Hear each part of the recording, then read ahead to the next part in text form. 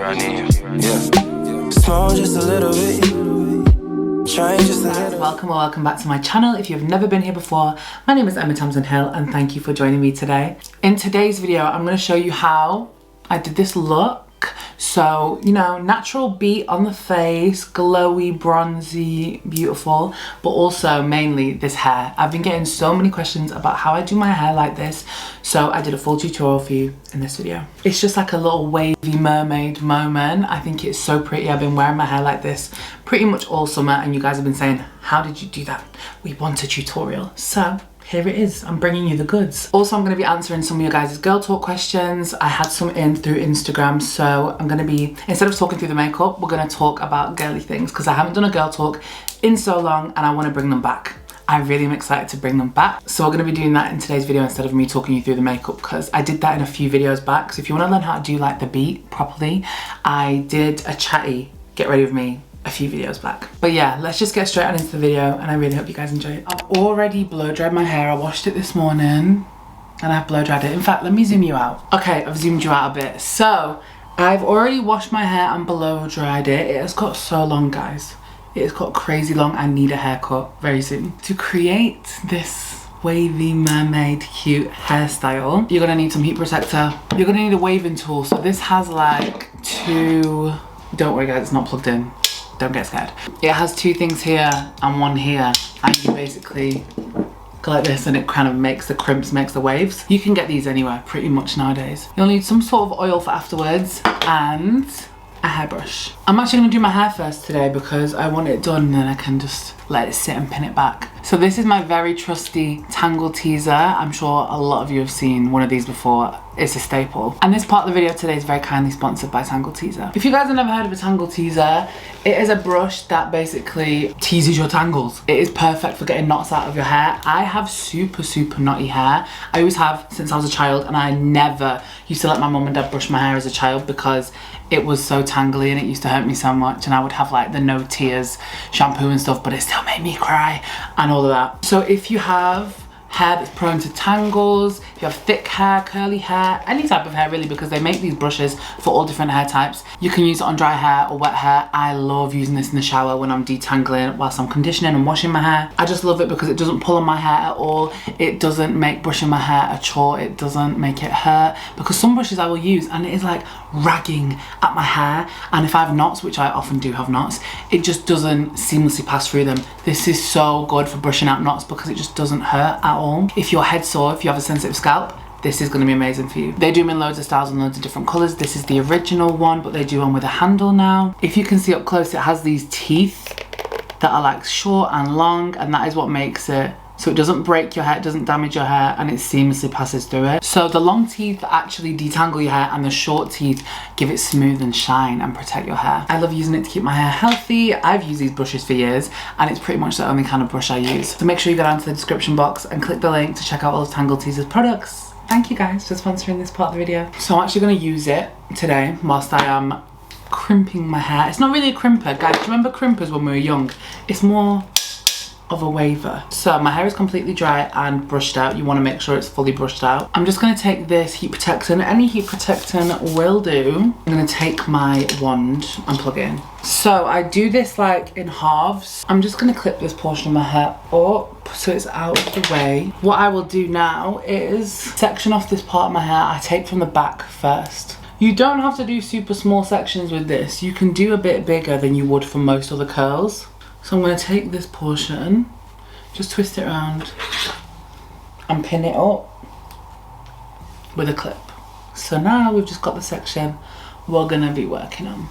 Make sure there's no tangles in your hair and it's completely brushed out. So this is now heated up to the temperature we want. It's smoking, that can't be a good sign. Okay, because this gets really hot, make sure you have your window open when you're doing this, because one time I set off the fire alarm because it creates so much smoke. I probably just shouldn't have it that hot really, should I? But here I am. You're gonna go up to the root with it. Be careful because it is hot. So, it's really simple, guys. I feel like I'm teaching you how to suck eggs. Basically, you just hold it there. I like to count to maybe 10.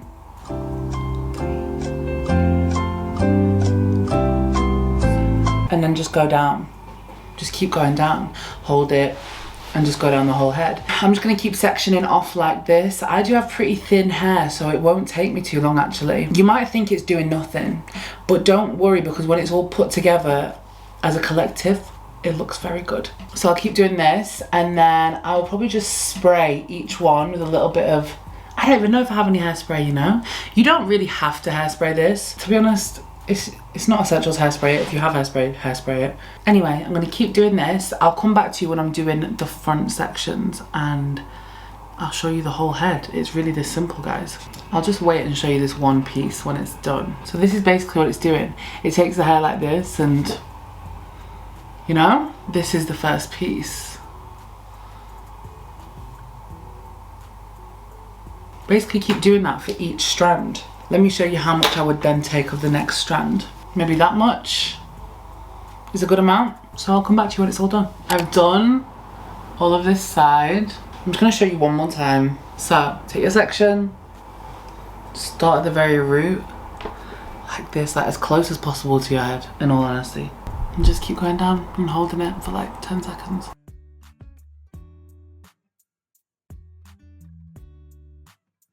It's looking very cute. Well, actually, I look crazy right now. But when you see it, this is one side completely done. So I don't brush it out.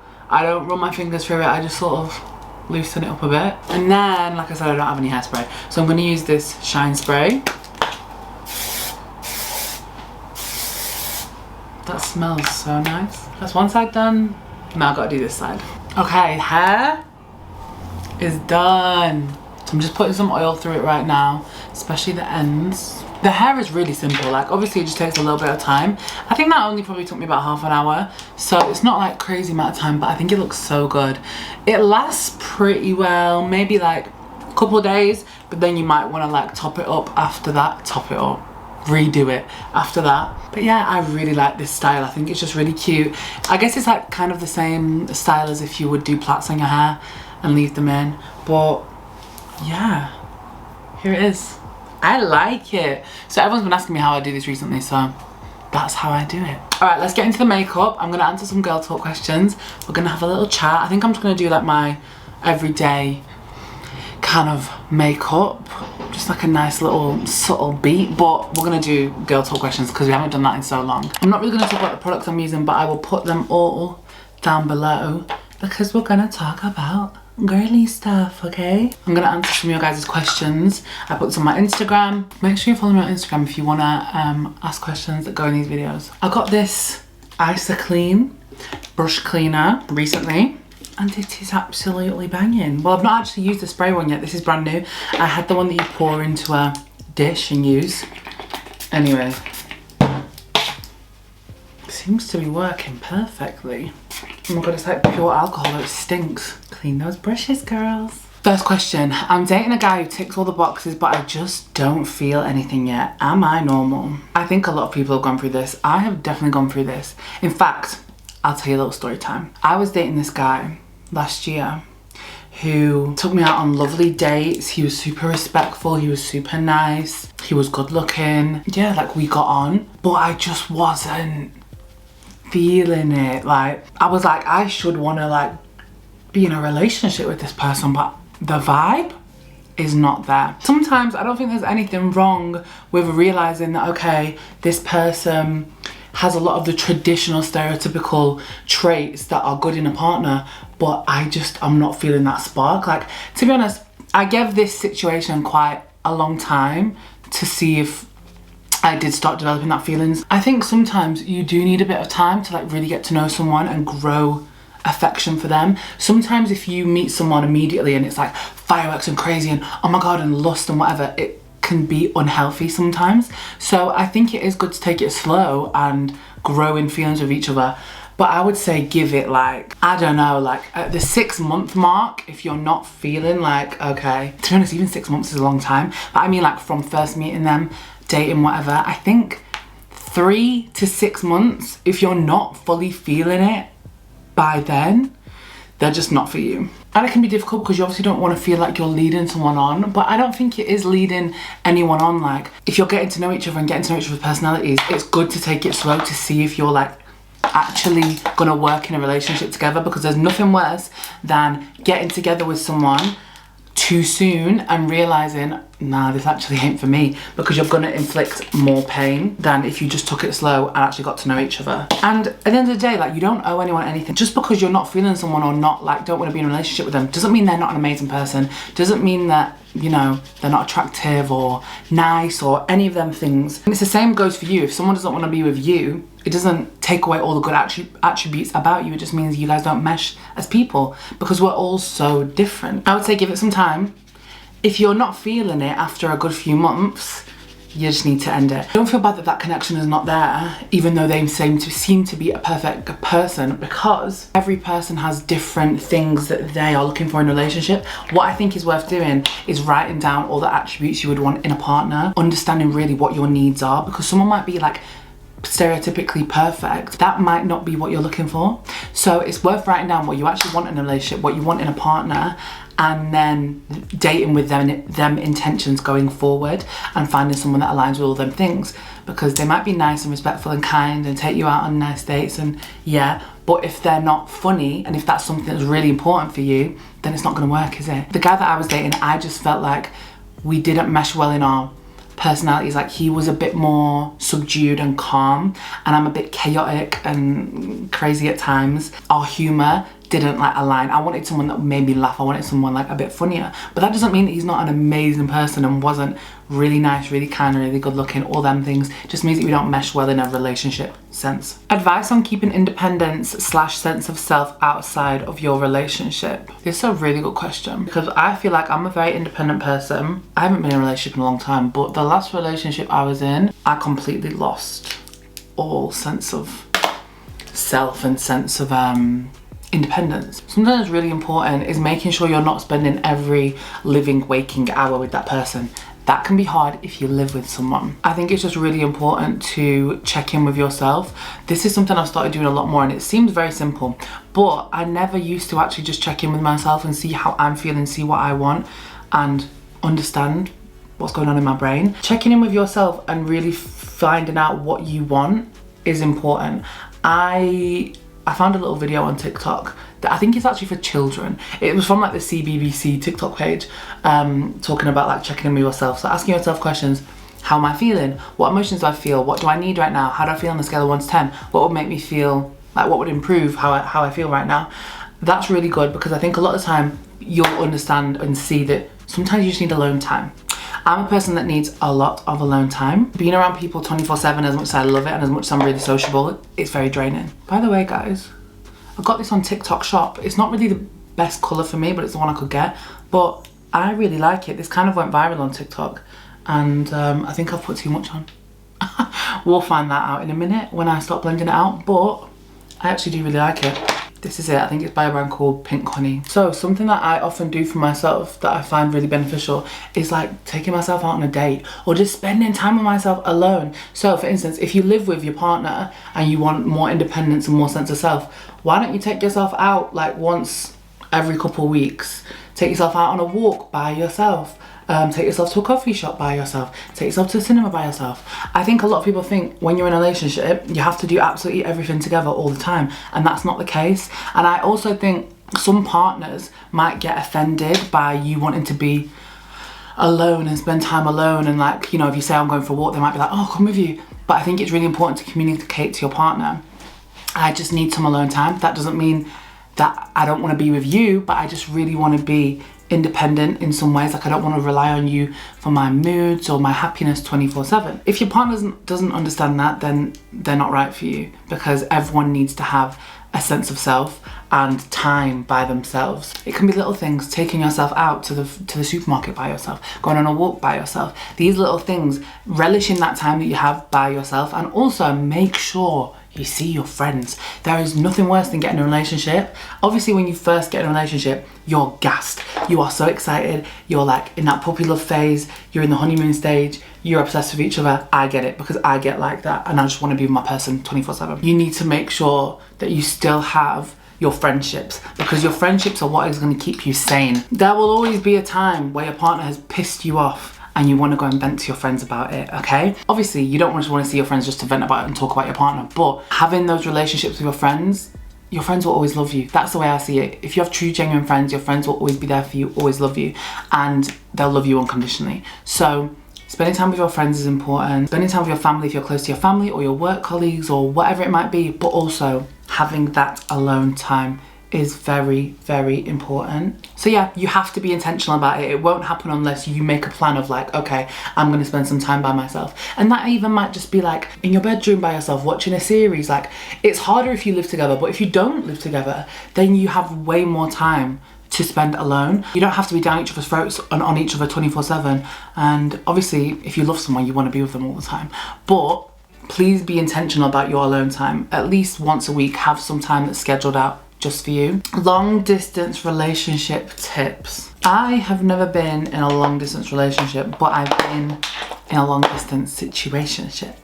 You know what I mean? A couple, a few. I love dating people in different countries. I don't know why. I just have dated quite a lot of people that don't live in the same country as me, which obviously can be difficult. But one thing I will say is communication is so important.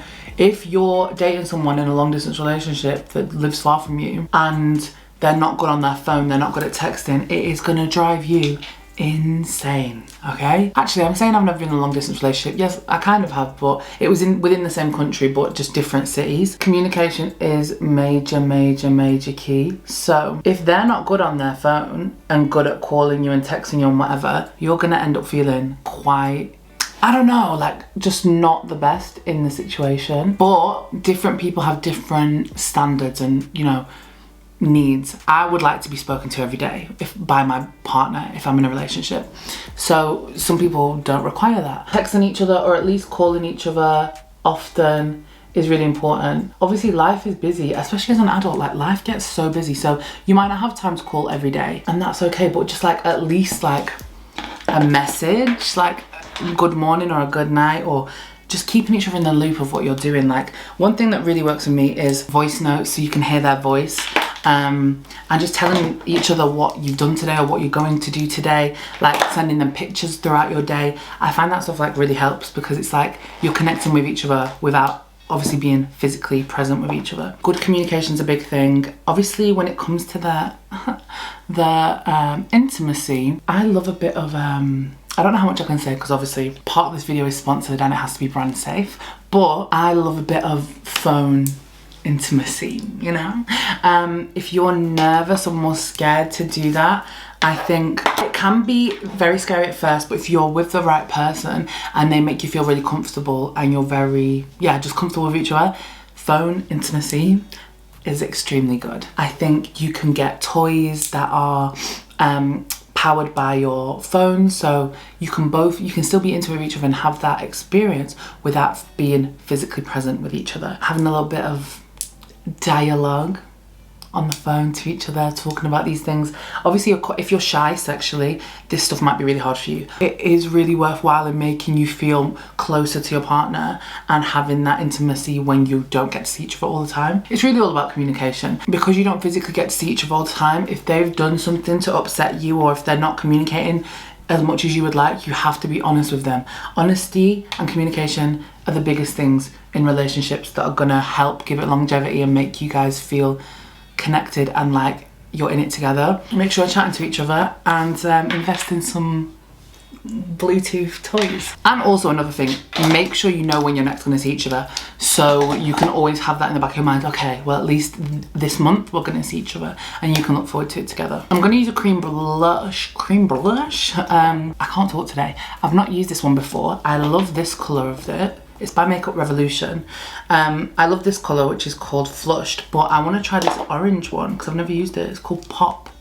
So we'll see how that goes. How do I make friends at my big age of 24? It's a struggle. I feel like in the past year or two, I've made a lot of new friends, which is funny because I'm not necessarily a person that's like, oh, I want to make friends, because I have quite a solid friendship group and I'm a busy person as well. Guys, I don't know if I'm being silly, but I can't see that. I can't really see anything that's happening here. There is nothing going on there. We're gonna have to go back to the old one. I'm trying to think how I've made friends in the past couple of years. Honestly, I would say going to things, like going and doing hobbies, like say if you like dancing, going to a dance class, or anything you're interested in hobby wise, there's always a club for that or a class for it or whatever. You can meet people there with the same kind of interests as you, and obviously you then have one mutual thing that you guys all like together, so then you can build on that. Also through social media is such a good place for meeting new people. I've met quite a few friends on social media. I think we just have to like put our pride aside and be able to message someone and be like, hi, like you seem really nice, like, you know, it's a bit weird because it feels like you're approaching someone in like a dating way, but it's not, it's like a friendship date, you know what I mean? Also, I'm pretty sure apps like Bumble do like a friendship Bumble, so it's like dating app, but it's like a friendship dating app, so you can always try that. I don't know guys, I feel like, should I make like a little sort of group where you guys can all become friends? Because I feel like there's so many people that follow me that are all similar and would really get along. There's no way you guys can talk. I don't even know how I would even go about creating that. Is like Discord a thing? I don't know. I don't know how that I'll go about that. I need to research that, but I think a lot of you guys would really like that, so let me know. How to feel confident and sexy still when you've been in a long-term relationship and gained a lot of weight. I think a lot of people struggle like still feeling sexy and confident when they've been with the same person for a long time, because I think after a while, not only do you guys change as people, but you do get kind of complacent in the relationship and just know, you know, like we have each other. It's not like we have to like make loads of effort to please each other, which I don't think it should be that way, by the way. But that's just the realities of life. Like you're busy, you're doing things, you might have kids, you're stressed, you know? I think it's worth remembering that your partner is with, I've just put on blush before bronzer. What am I doing? That your partner is with you because they love you. There was obviously something that you saw in each other that made you want to be together.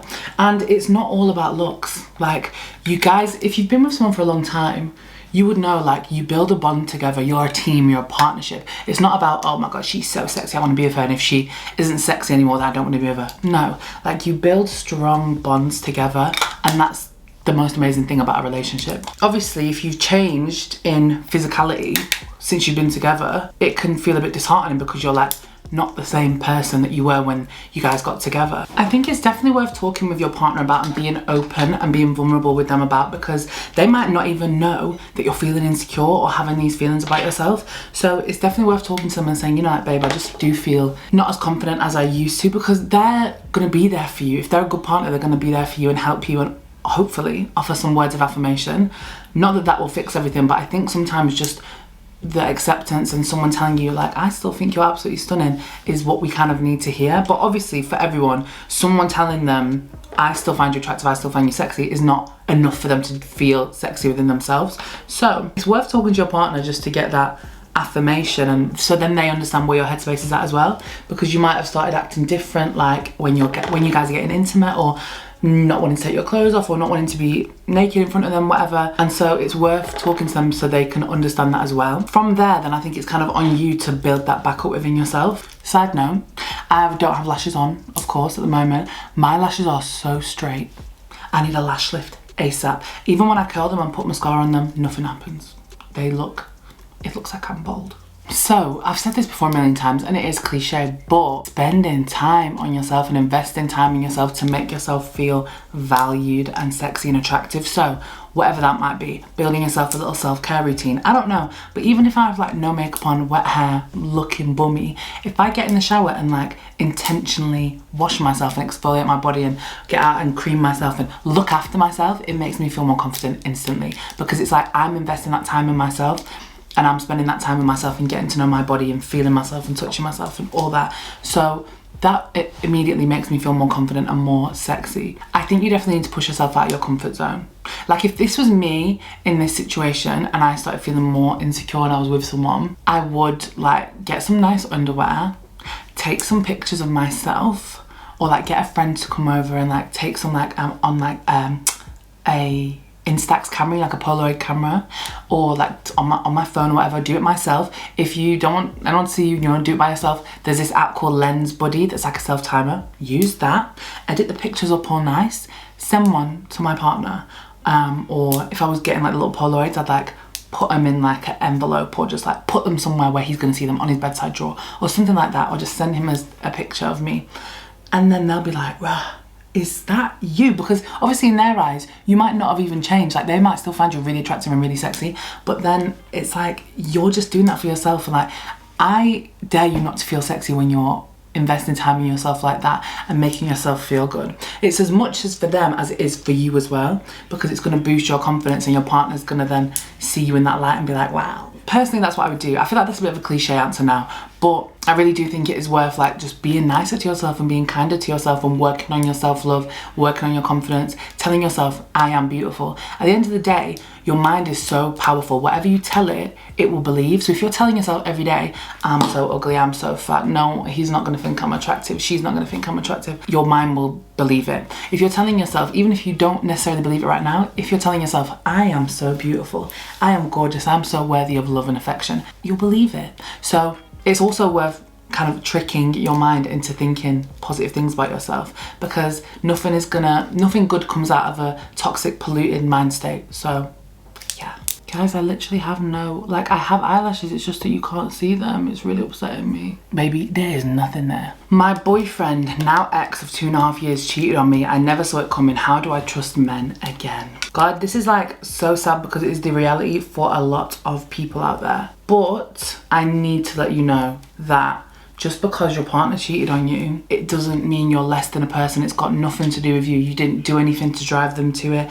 It's not your fault that someone cheated. I think a lot of the time when someone gets cheated on, you go immediately into reflection mode about, oh my God, am I not pretty enough? Am I not good enough? Am I not this? Am I not that? In reality, it's got nothing to do with you. If that person respected you, they wouldn't have done that. It comes from a lack of respect, not a lack of anything within you. So yeah, that's what I tell anyone, like, just because you get cheated on, it's nothing to do with you. It is nothing to do with you and everything to do with them. The person that they cheated on you with isn't better than you. It's not about a competition of like who's better and who's not. It's got everything to do with them and their headspace and, you know, how much they respect people. I think it's completely normal to have urges towards other people, even if you're in a relationship. Like, we are human at the end of the day, but acting on that and pursuing that whilst you're already committed to someone else behind their back is so morally wrong. There will be a time where you can trust men again, but I just think after something like that happens, it's worth being alone for a while, because I think anyone you immediately get with after that's happened,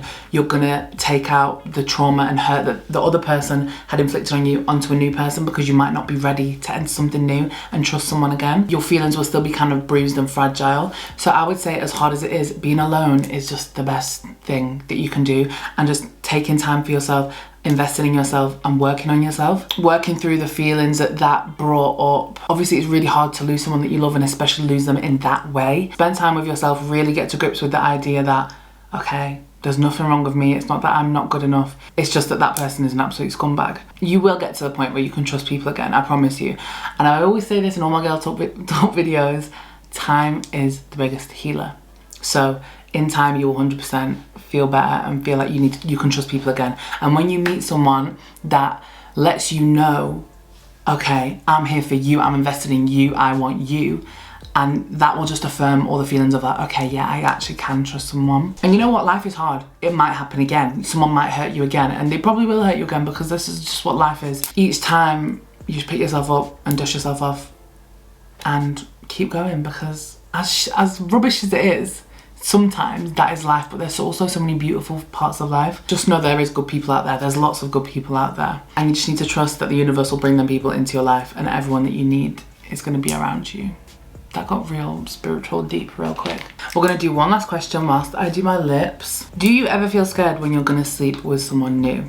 And I also had another question about how to be confident, like when it's your first time being with a new person. Sometimes, yeah. I feel like there's always them little butterflies of like, oh, like, wow, this is like a new experience with someone new. I'm gonna be genuinely honest right now. For me, I don't get nervous anymore, like doing that. But I feel like that's also because I'm very confident within my body. I'm very comfortable being naked. I'm very comfortable in who I am. And I also don't sleep with anyone that I don't feel comfortable with. I think if you're really into each other and, you know, it's a mutual connection, then you should be really excited about sleeping with them. That's not to say you won't feel nervous, but that excitement will be more than the nerves. When I was younger and I didn't like my body as much, I definitely did feel very scared. Okay, I'm just gonna do my lips quick. I've never used this, I don't think. This is the Stila Beauty Boss lip gloss. Okay, Well, let's go with this. Oh, it's like really pigmented. Oh, it's like a lip lacquer. I love that colour. What's the shade again? Casual Friday. That is so pretty, right? I do think it is normal to feel that way if you are not 100% confident in your body. So don't beat yourself up about that. I think you just really need to check in with yourself if you're gonna sleep with someone new and think, do I wanna do this? Do I really like this person? Like, am I excited about this? If you're not, if you feel like you don't wanna do it, then don't do it. You don't owe anyone anything. Your body, oh my God, that nearly fell off the table. You don't owe your body to anyone except from yourself. So make sure you really wanna do it. And if you do really wanna do it, but you're still feeling nervous, then you'll just know it's just you feeling nervous and not you feeling nervous because you actually don't want to be in this situation. Make sure you're being safe and doing what's safe for you personally. It's all about body confidence. I didn't get fully confident being butt naked in front of another human being until a few years ago, to be honest. And honestly came with acceptance of myself, acceptance of my body. I let go of like the ideal body. I let go of what I think you need to look like in order to be pretty and acceptable by society. I might not be where I want to be body wise, and I might not have a body that I think, wow, that's like the ideal body. But I know I love myself, and I know my body is worthy of love and respect regardless of how it looks. And I think what also helped me was just being naked in front of people a lot more. The more you do something, the more normal it becomes in your mind. So I just started, you know, little bit by little bit. If I was sleeping with someone with my shirt on, I'd take it off. I wouldn't wait for my partner to take off my top. Like, I would do it myself. And you know, it's just little by little baby steps into feeling more comfortable, until the point now where I'm fully naked and I'm walking around naked, sleeping naked, everything naked. I just feel like I'm a very naked person in general. So it did take a while to get to that point, but it's just worth pushing yourself out of your comfort zone a little bit, because it's the little things that you might think are just really small that actually add up into the big things and add up into you being more comfortable with yourself. So yeah, even just starting off by looking in the mirror with no clothes on, like that might be really scary for you. And if you can just do that once and just look at yourself and look at your body and accept yourself and just know, okay, just because I look like this, it doesn't mean that I'm less than at all, and I am beautiful in my own way. Even if you can't see the beauty, you're beautiful to someone else. It definitely comes with acceptance and just understanding like what your body looks like.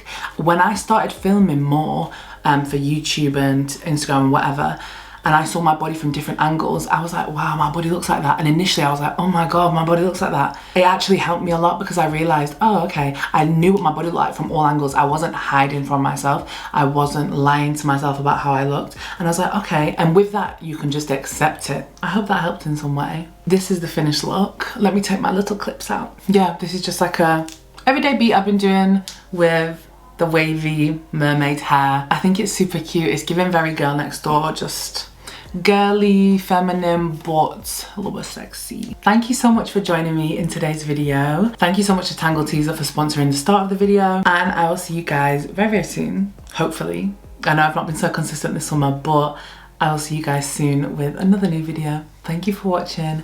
All the products I use will be down below. Hope I could help with some of your questions, and yeah, I'll see you soon, guys. Love you all. Bye.